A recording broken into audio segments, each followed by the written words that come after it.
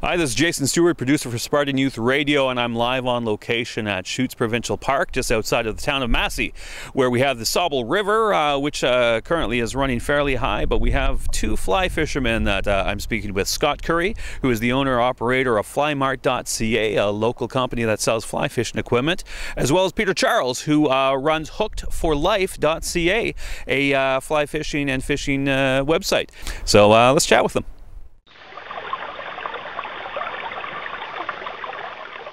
Well, the simplest reason is when we turn on the tap, we want good water.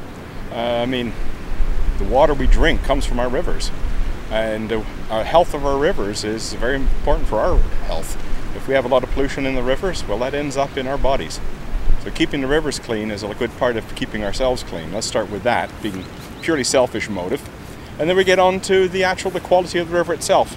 If you have trout in the river, it means your river is in good shape.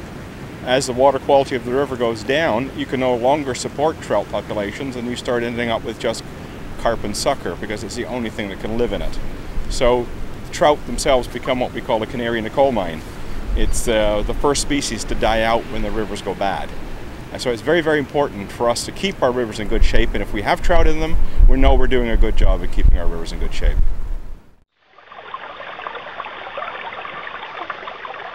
It's important because the waterways, as a fly shop owner, if I don't have clean water, there's no fish, there's nobody wants to come and fish, there's nobody spending money in my fly shop. So from an economic point of view, it's fairly important.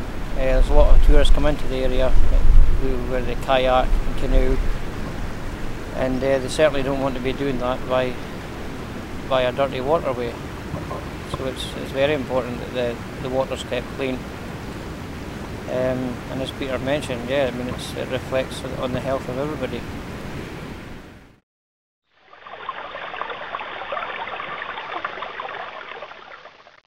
Well, just the basic health to begin with is just to be out, to be active. But there's more to it than that. I think if you get out, you begin to understand what's around you, begin to understand the value of, this river, this land, and you can't appreciate that from behind a computer screen. You have to be out in it. And you can only take care of a river when a river has friends, and for a river to have friends, there has to be people on the river. And whether it's fishing, whether we're just out here, having a good time, running around on the sand, or it's helping to clean up, go around picking up garbage, whatever it is, to get out, to enjoy the river, to enjoy the sunshine, and also in the same time do yourself some good. If the river's been used and enjoyed, it's not taken for granted, and it should be looked after, as opposed to just something that goes underneath a highway bridge, and it doesn't matter what shopping trolleys go into it. If it's been used for recreational purposes, people generally take better care of it. And that was my chat with Scott Currie of flymart.ca, as well as Peter Charles of hookedforlife.ca.